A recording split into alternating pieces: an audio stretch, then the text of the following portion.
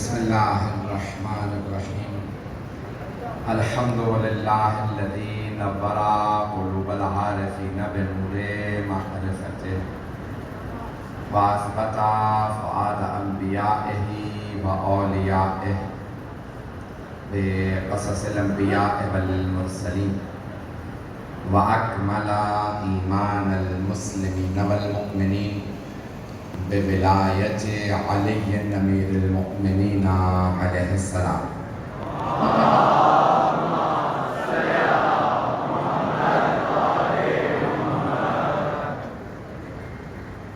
والصلاة والسلام والتحیۃ والاکرام علی افضل الموجودات العبد المؤید والرسول المسدد المصطفى الامجد المحمود الأحمد أعني أبا القاسم محمد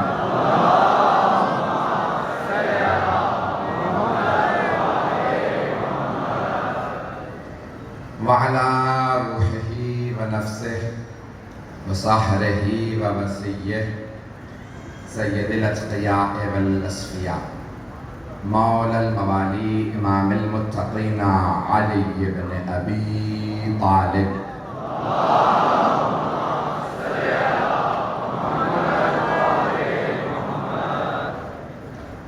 وعلى أوصيائه لا سيما بقية الله في الأرضين روحي وأرواح العالمين لتراب مقدمه الفدا واللعنة الدائمة على أعدائهم أجمعين من الآن إلى قيام يوم الدين أما بعد فقد قال سيد الساجدين وزين العابدين عليه الصلاة والسلام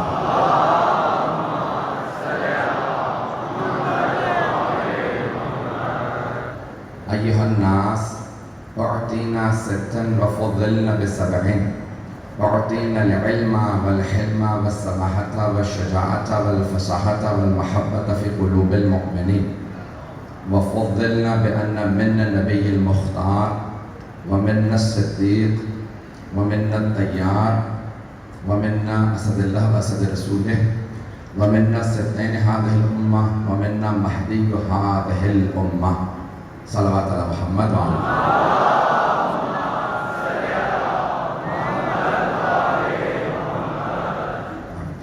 مجھے اندازہ ہے کہ لوگ بہت دیر سے تشریف فرما ہیں اور حرارت بھی کافی زیادہ ہے. انشاءاللہ کل بہتر انداز سے انتظامات ہوں گے. بیٹھنے کی بھی کوئی جگہ نہیں ہے. میں بھی بہت زیادہ گرمی میں پڑھ نہیں پاتا ہوں. اور اگر ایمان کی حرارت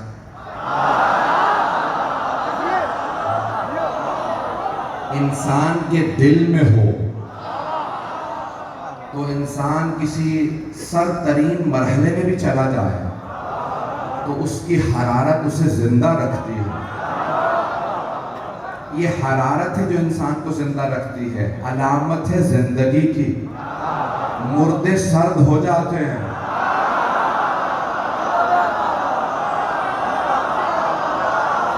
توجہ, آدھے سے زیادہ مجمع پہنچ چکا. مردے سرد ہو جاتے ہیں. مردے سرد ہو جاتے ہیں. کچھ ویسے ہی مردہ ہوتے ہیں, کچھ بوز علی میں ہو جاتے ہیں.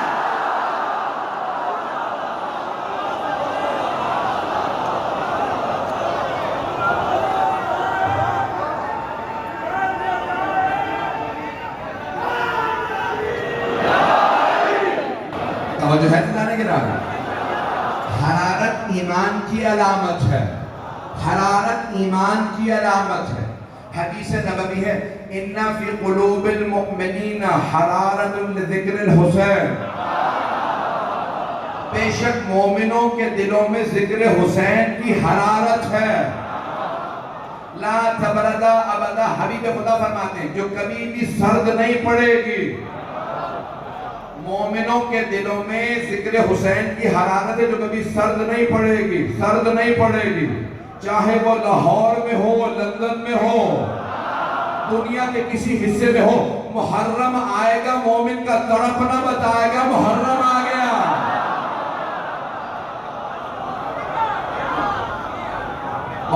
باقاعدہ سے سننا ہے. میں نے خطبے کا انتخاب کیا, میں ممنون ہوں آپ کی محبتوں کا, اور میں چلنا چاہتا ہوں بہت تیزی سے, رفتار ویسے بھی زیادہ رہتی ہے. میں آپ کے سامنے پورا ماحول پیش کروں گا تاکہ خطبہ پہنچا سکوں. اللہ گرامی, ایک مرتبہ قیدی بنا کے لایا گیا, میں مسائل پہ نہیں ہوں, قیدی بنا کے لایا گیا بیویوں کو, مولا سجاد کو, دربار یزید میں. اور یزید ملعون یہ سوچ رہا تھا کہ میں نے حسین ابن علی کو شہید کر دیا. اب وہ سوچ رہا تھا شاید یہ ختم ہو گئے. کون رہ گئے؟ کہ ایک مرد ہے, کچھ بچے ہیں, باقی خواتین ہیں. جیسے ہی دربار سجایا گیا, بلایا گیا, ایک مرتبہ مولا سجاد خطبہ دینا چاہتے تھے. یزید نے جلاد سے کہا زنجیروں میں ہاتھ ڈال کے بٹھا دو, انہیں بولنے کی اجازت نہیں, قیدی ہے. اب سارا مجمع دیکھ رہا ہے, 700 کرسی نشین تھے. مولا سجاد کو بٹھا گیا. جیسے ہی بٹھا دیا گیا, جناب زینب کبریٰ نے قیام کیا. جیسے ہی آپ نے قیام کیا نا, تو یزید ایک بلندی پہ بیٹھا تھا. اس نے اس بلندی سے اشارہ کیا جلاد کو, اس خاتون کو بھی تازیانے لگا کے بٹھا دو, خبردار خطبہ نہ دینے دینا. سارا مجمع مرتبہ کھڑا ہو گیا کہ یزید مت روک, یہ بی بی ہیں, خاتون ہیں, سر کے بال سفید ہیں, کمر جھکی ہوئی ہے.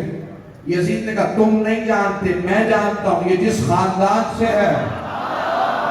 جب ان کے خاندان کا کوئی بولتا ہے, ہمارے خاندان کو نابود کر دیتا ہے.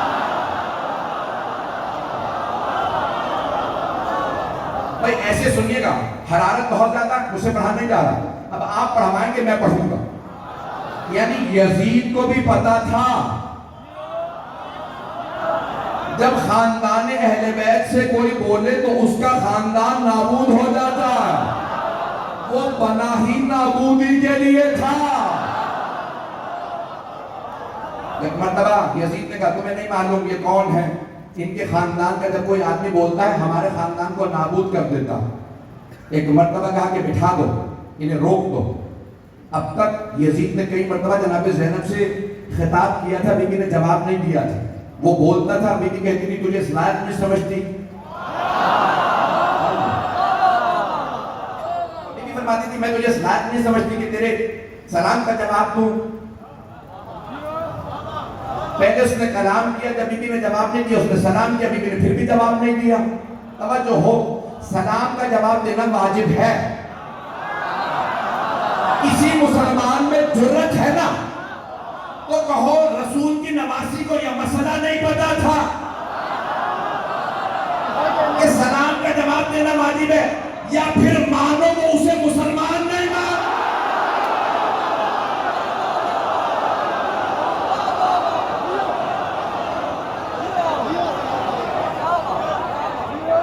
تمام مسلمانوں سے کہ یا تو جرت کرو, کہو ماد اللہ رسول کی نواسی کو مسئلہ نہیں پتا تھا کہ سلام کا جواب دینا واجب ہے, یا پھر مانو بی بی اسے مسلمان نہیں مانتی تھی. جسے رسول کی نواسی مسلمان نہیں مانتی, اسے مسلمان رضی اللہ کیسے؟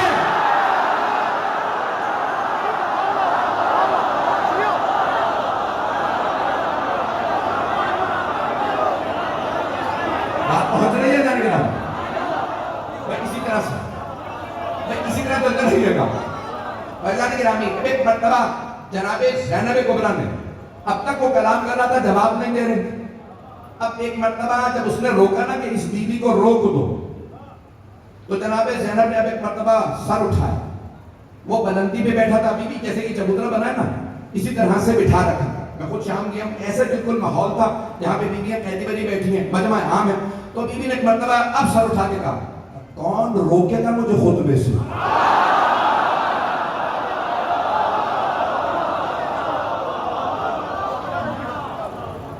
کون روکے گا مجھے خطبے سے؟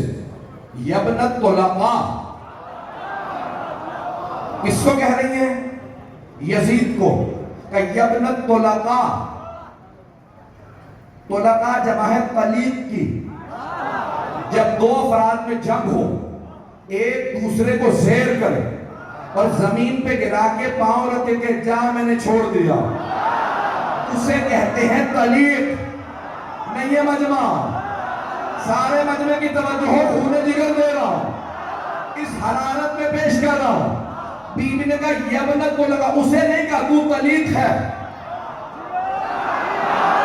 بھول گیا باپ دادا کو؟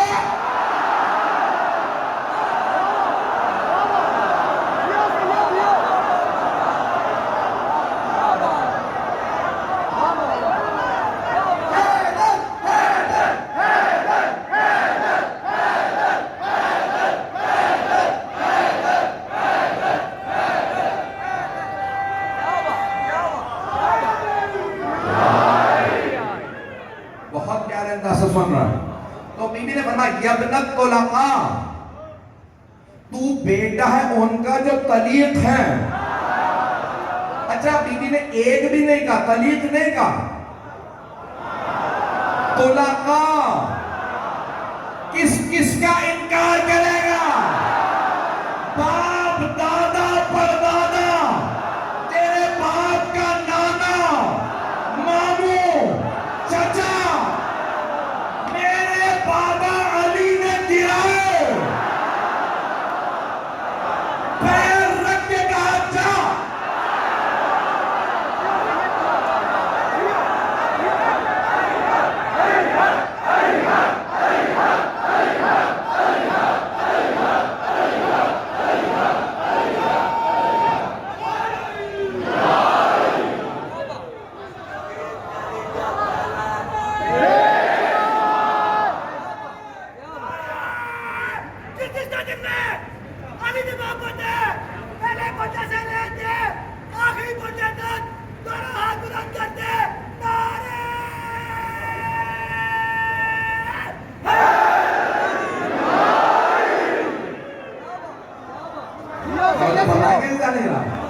اسی محبت سے چلتے رہیے. تو بیوی نے فرمایا یبنت طلقا. آگے میں کچھ اور پیش کرنے والا ہوں، اس لیے روک کے آگے بڑھ رہا ہوں. یبنت طلقا، فتح مکہ بھول گیا؟ کچھ لوگوں نے قرآن سن کے اسلام قبول کیا، کچھ نے پیغمبر کا فرمان سن کے اسلام قبول کیا، کچھ نے فتح مکہ پہ ذلیل ہو گئے.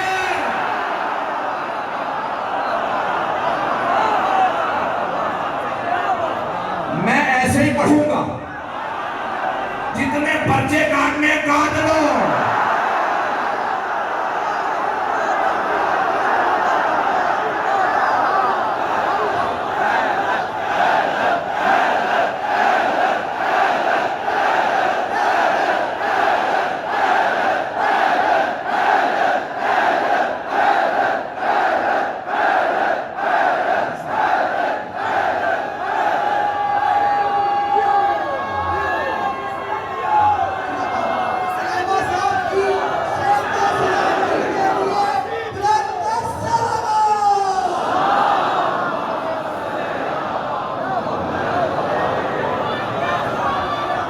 جو ہے جانے کے نام یہی ہوا تھا. خدا کی قسم جب کلیجہ چبانے والی نے کہا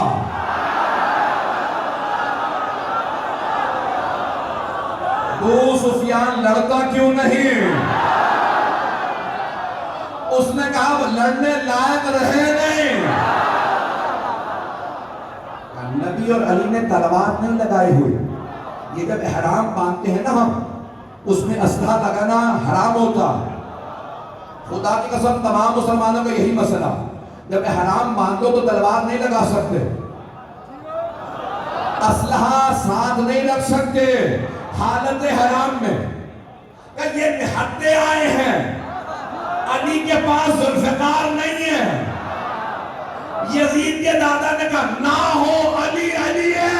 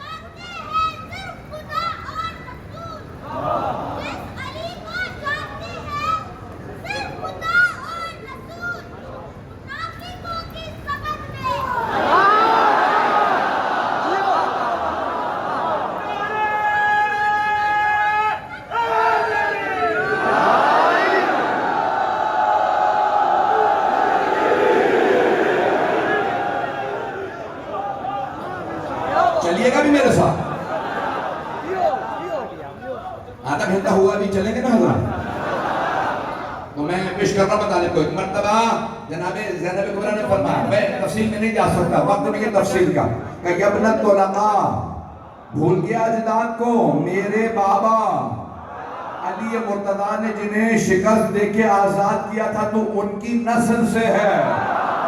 تو روکے گا مجھے؟ اگر روک سکتا ہے تو روک کے دکھا. پھر بی بی نے جملہ کا جب پڑھتا ہوں میں یہاں نہیں ہوتا, نجف پہنچ جاتا ہوں. بی بی نے فرمایا روک سکتا ہے تو روک کے دکھا, میں علی کی بیٹی ہوں. بی بی نے خطبہ دیا, سارے دربار سے منوا لی.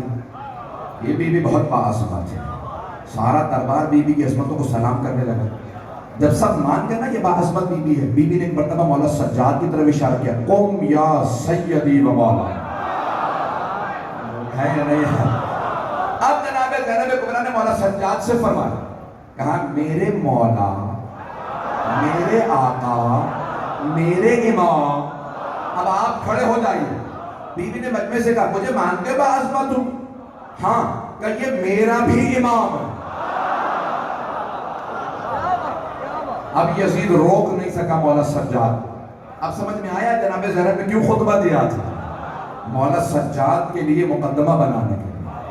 جیسے مولا سجاد کھڑے ہوئے, مجمع نے کہا آپ منبر پہ آ جائیں. جمعے کا دن تھا, اول سفر تھی. اس سے پہلے جمعے کے خطبے میں خطیب نے جناب امیر کی توہین کی تھی, مولا علی کا نام لے توہین کی. مجمع میرے ساتھ رہے. تو اب ایک مرتبہ جناب سید سجاد نے منبر کی طرف اشارہ کیا, بھئی آپ کی یہ حالت ہے, سوچیں میری حالت کیا ہوگی. میں تو گرمیوں کا عادی نہیں ہوں, میں دیکھ رہا ہوں لوگوں کا پسینہ بالکل بہہ رہا ہے جیسے سب پہ پانی ڈال دیا. ایسا نہیں, جناب ایک مرتبہ جناب سید سجاد نے منبر کی طرف دیکھا, کہا حاضر احمد, اس لکڑیوں کے ڈھانچے پہ آ جاؤں. منبر نہیں کہا, کہا احمد, الف عین واو دال احمد, یعنی جہاں سے میرے جد علی کی توہین ہو وہ منبر نہیں لکڑیوں کا ڈھانچہ, جہاں سے علی کے فضائل ہو وہ منبر. مولا نے فرمایا حضرت احمد اس لکڑیوں کے ڈھانچے پہ. پھر مولا نے ایک مرتبہ خطبہ دینے والے کی ایک مرتبہ کہا کہ ایھا الخاطب اشتریت سخط الخالق برضا المخلوق, تو نے اللہ کو ناراض کیا ہے یزید جیسے کو راضی کرنے کے لیے, تو نے میرے جد کی توہین کی. میرا بھائی ایک مرتبہ مولا سجاد آپ نے خطبہ دیا, اب میں وہ پیش کر رہا ہوں جو میں نے موضوع قرار دیا. ایھا الناس اعطینا ستا وفضلنا بسبعین. یقین مانیے کہ میں دیکھ رہا ہوں کہ حالت کتنی ہے, جو پیش کروں گا اس کو قبول فرما لیجیے. اعطینا ستا وفضلنا بسبعین, اے لوگوں 6 چیزیں ہمیں عطا کی گئی. حدیث نبوی ہے, افضل الجہاد کلمۃ الحق عند الجاہد, سب سے بڑا جہاد ظالم و جابر کے سامنے کلمہ حق بلند کرنا. یزید سے بڑا کوئی ظالم نہیں, سجاد سے بڑا کوئی مجاہد نہیں. ایک مرتبہ مولا سجاد علیہ السلام نے فرمایا 6 چیزیں ہمیں عطا کی گئی, 7 ہمارے فضائل. دربار کے لیے مولا نے کیا پیش کیا, بس اسی کو پیش کروں گا, دیکھوں گا مجمع میں طاقت ہے تو پھر جو میں نے بات کہی تھی میں اس کو مکمل کروں گا. ایسا نہیں کہ ایک مرتبہ مولا نے فرمایا اعطینا ستا, 6 چیزیں اللہ نے ہمیں عطا کی, ہمیں عطا کی, ہمارے غیر کو نہیں, ہمارے دشمن کو نہیں. اللہ نے 6 چیزیں ہمیں عطا کی. اعطینا ستا, 6 چیزیں اللہ نے ہمیں عطا کی. اعطینا العلم والحلم والسماحت والفصاحت والشجاعت والمحبت فی قلوب المؤمنین. میں نے ترجمہ نہیں کیا, گرمی کی شدت بہت زیادہ. عزیزان گرامی مجھے پورا احساس ہے, بہت سے بزرگ بیٹھے, بہت سے بیٹھا نہیں جا رہا, بہت سے افراد سے. مولا فرماتے ہیں 6 چیزیں اللہ نے ہمیں عطا کی ہیں. علم اللہ نے ہمیں عطا کیا, یزید علم اللہ نے ہمیں عطا کیا, تیرے پاس نہیں ہے. والحلم بردباری, صبر و تحمل اللہ نے ہمیں عطا کیا. والسماحت بزرگواری, توجہ نہیں پہنچا سکا, بزرگواری اللہ نے ہمیں عطا کی. یزید تخت پہ بیٹھ جانے سے کوئی بزرگ نہیں ہو جاتا, بڑے بڑے تخت پہ آ گئے تھے, جوان تھے,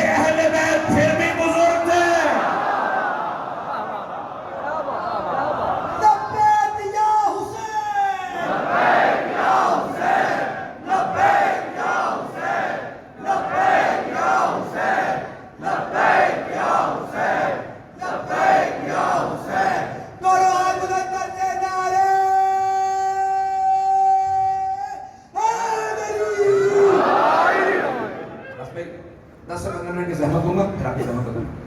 مولانا نے فرمایا کہ اعطینا سے 6 چیزیں اللہ نے ہمیں عطا کی. علم ہمیں اللہ نے عطا فرمایا، حلم بردباری اللہ نے ہمیں عطا کی، سماحت بزرگواری اللہ نے ہمیں عطا کی، فصاحت اللہ نے ہمیں عطا کی. یزید شراب کے نشے میں شعر کہنا اور ہے، قید سلاسل میں خطبہ دینا اور ہے.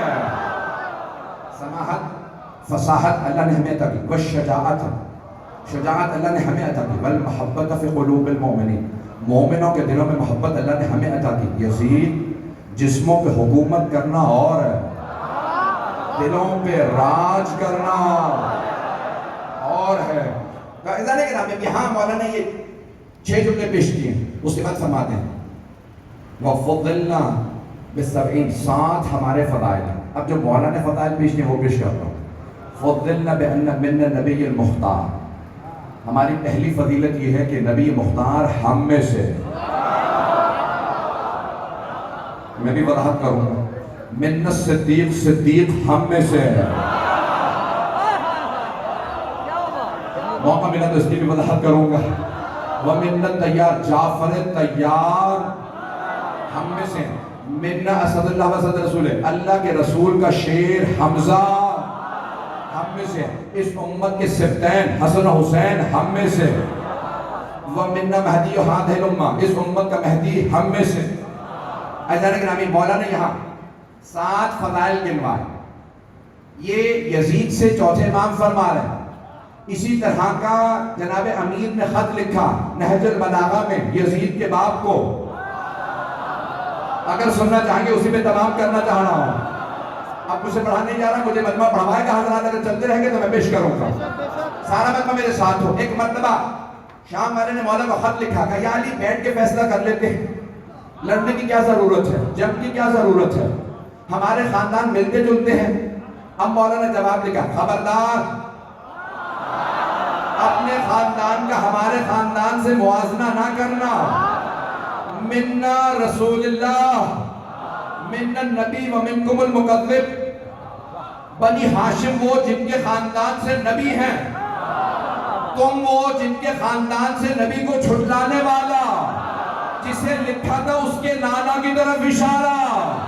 پہنچ جائیے گا کہ منا اسد اللہ ہم میں اللہ کا شیر، وَمِنْكُمْ اسد الاحلاف تم میں جھوٹی قسمیں کھانے والوں کا شیر. منا سیدۃ النساء ہم میں پوری کائنات کی ملکہ فاطمہ. منکم حمالۃ الحطب اس کی پھپھی کی طرف اشارہ جو ابو لہب کی بیوی تھی ام جمیل کے لیے قرآن نے کہا تھا اس کی بیوی فی جیدہا حبل من مسد حمالۃ الحطب. اس لیے اللہ نے کہا ہاتھ ٹوٹ جائیں وہ میرے نبی کے راستے میں اوجڑی پھینکتی ہے. مولا نے فرمایا خبردار مقابلہ نہ کرنا. کہاں سیدہ، کہاں ام جمیل جس کو اللہ نے کہا ہاتھ ٹوٹ جائیں. اب مولا نے فرمایا منا سیدہ شباب اہل الجنہ ہم میں جوانان جنت کے سردار. وَمِنْكُمْ صِبْيَةُ النَّارِ تم میں جہنم کے بچے. بس میں زیادہ زحمت نہیں لے رہا، خطبہ مکمل کر لوں، مولا کے خط کو پیش کر دوں، اس کے بعد پھر مسائل تفصیل سے مجھے پیش کرنا. توجہ رہے گی میرے ساتھ انشاءاللہ کل تفصیل سے. عزیزان گرامی مولا نے خط لکھا کہ منا اسد اللہ ومنکم اسد الاحلاف.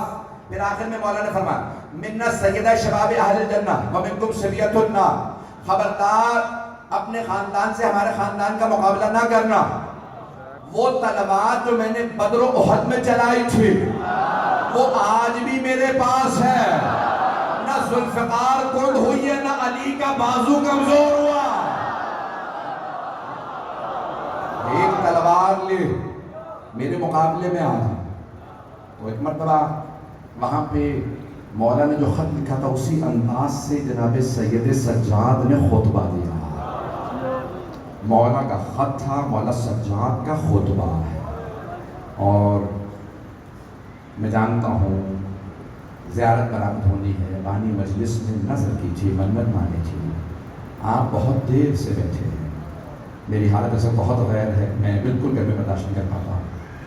عزیزان گرامی انہوں نے چاہا کہ حضرت علی اصغر کے کچھ مسائل ہیں. نظر کی ہے. میں شہادت تو نہیں پڑھوں گا لیکن تفصیل سے مصائب ضرور پڑھوں گا. خطبے کو کل مکمل کروں گا. مجمع میرے ساتھ رہے گی. آئیں ذرا کچھ دیر چلتے ہیں. اس بی بی کو برسہ دینا ہے جن کا نام روا.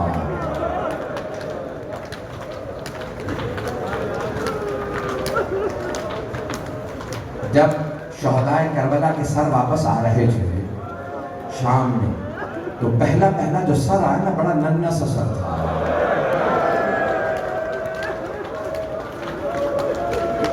جناب رباب نے جناب علی اصغر کو اپنے دامن میں لیا اور ایک مرتبہ فرمایا علی اصغر مثلوں کا تنہا. بیٹا کیا آپ جیسے بچوں کو بھی نہر کیا جاتا؟ علی اصغر اونٹوں کو نہر کیا جاتا، بچوں کو نہر نہیں کیا جاتا. بس بھئی گرمی بہت ہے اور آپ خاک پہ بیٹھے ہیں. ایک سوال کروں، آپ خاک پہ بیٹھے تو نہیں رہ جائیں گے؟ گرمی لگے تو آپ پانی پی لیں گے نا. اگر آپ زیادہ روئیں تو آپ کو تازیانے تو نہیں مارے گا. لیکن ہائے علی و بطول کی بیٹیاں جب بھی روتی تھی انہیں تازیانے مارے گا. شبر تازیانے مار کے کہتا تھا رونے کی اجازت نہیں. رکمل اللہ. جب ایک مرتبہ چھوٹا سا سر آیا نا جناب رباب بہت روئیں کہا علی اصغر اس طرح سے بچوں کو نہر کیا جاتا ہے. خدا لعنت کرے حرملہ پہ. آئیں بھئی میں صرف 2 جملے پیش کروں گا. جب حضرت مختار نے حرملہ کو گرفتار کیا نا تو پوچھا بتا تو نے کیا کیا تھا؟ اب میرے پاس کربلا میں 6 تیر تھے، میں نے 6 تیر استعمال کیے. کیا بتا کہاں استعمال کیے؟ اگر دیکھ سکے تو دیکھیے گا نہیں تو آنکھیں بند کر لیجئے گا. کہ پہلا تیر میں نے عباس کے مشکیزے میں تیر مارا تھا.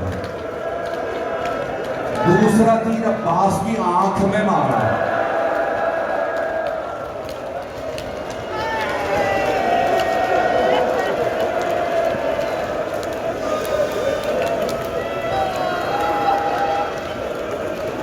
کیا بتا تیسرا تیر کسے مارا تھا؟ میں سارے تیر نہیں پڑھتا. کیا ایک مرتبہ حسین ابا کے دامن میں ایک بچے کو چھپا کے لائے تھے. مجھ سے عمر سعد نے کہا حرملہ اتنا کلام الحسین، اے حرملہ حسین کے کلام کو بند کر دے، حسین کا خطبہ مکمل نہ ہونے دے. اب ضرور میری طرف دیکھیے گا. حرملہ کہتا ہے میں نے تیر کمان میں رکھا، جب چلانے لگا تیر گر گیا. اس نے دوسری دفعہ تیر اٹھایا، پھر تیر گر گیا. جب تیسری دفعہ تیر اٹھایا تو عمر سعد نے کہا حرملہ اگر مجھ سے کوئی پوچھتا کہ سب سے پتھر دل کون ہے میں تیرا نام لیتا، تجھ سے ایک بچہ نہیں مارا تھا. حرملہ نے کہا بچہ تو میں مار دوں لیکن جب بھی میں تیر کمان میں رکھتا ہوں بچے کے سامنے برقع پوش بیوی آ جاتا ہے. وہ رو کے کہتی ہے حرملہ تو بھی اولاد والا ہے.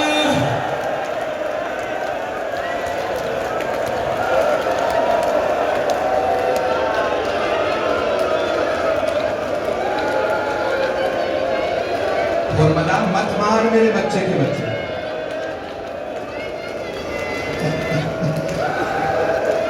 میں دیکھ رہا ہوں بعض بچے برداشت نہیں کر پا رہے ہیں، میرے بعض جوان بھائی برداشت نہیں کر پا رہے.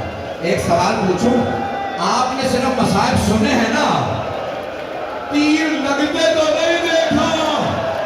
ہائے مولا حسین.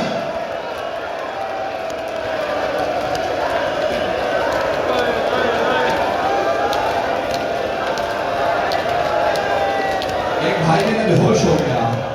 ابھی تو میں نے سارا مسائل پڑھا ہی نہیں. سنے کے مسائل برداشت کر پائیں گے؟ میں نے تو شہادت پڑھی ہی نہیں. ایک مرتبہ تیر چلا. میں ایک جملہ کہوں, میں کہوں گا حرملا تو نے ایسے بچے کو تیر مارا ہے جسے یہی نہیں پتا تیر کھا کے رونا ہے یا ہنسنا. روایت کے الفاظ ہے ذبح من الاذن الى الاذن, تیر بڑا تھا, لہو ثلاث شعب, اس کے 3 منہ تھے. جب کان میں لگا, کان سے کان تک گلا ذرا ہو گیا. اجرکم اللہ. بس بھائی جناب رباب کو پرسہ دینا ہے, میں ابھی تمام نہیں کروں گا.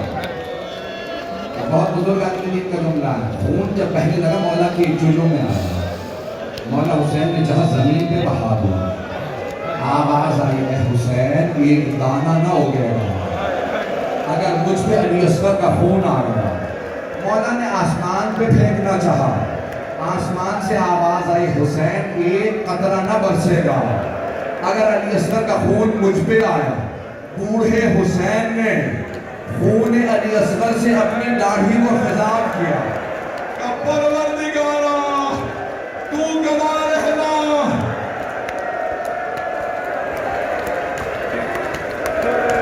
کیسے پڑھوں شہادت؟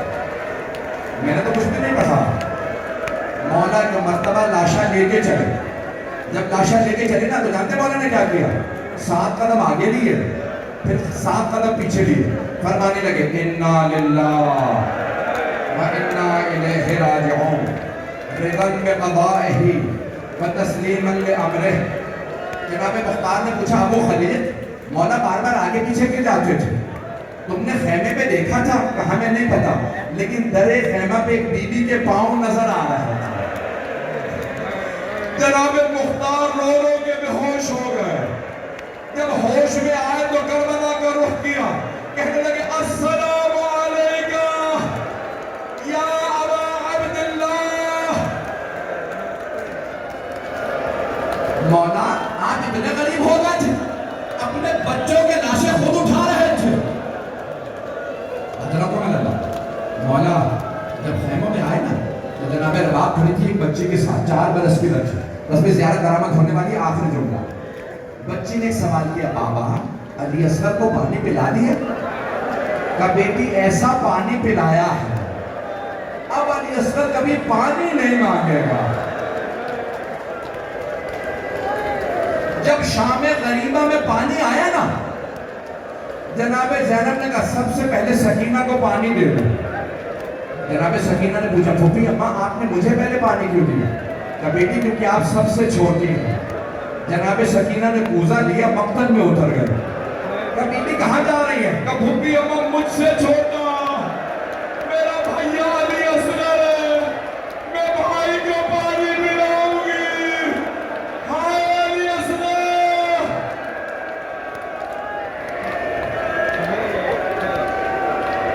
ایک جملہ, آخری جملہ. مولا حسین علیہ السلام کی ایک حسرت تھی, کل جب 11 محرم کو لاشیں پامال ہو تو علی اصغر کا لاشا پامال نہ. مولا نے قبر کھودی, ایک بچے کا لاشا رکھا, میں نے سارے مسائل چھوڑ دی, لایا دفنا دیا. 11 محرم کا دن نکلا, انہوں نے ہر لاشے کا سر کاٹا, نیزے پہ بلند کیا. ایک ملعون نے کہا ایک سر کم ہے, ہم نے 72 کو مارا تھا. ایک ملعون نے کہا میں نے خود دیکھا تھا, حسین نے خیموں کے پیچھے بچہ دفنایا تھا. 4 گھوڑا سوار, ہاتھوں میں نیزے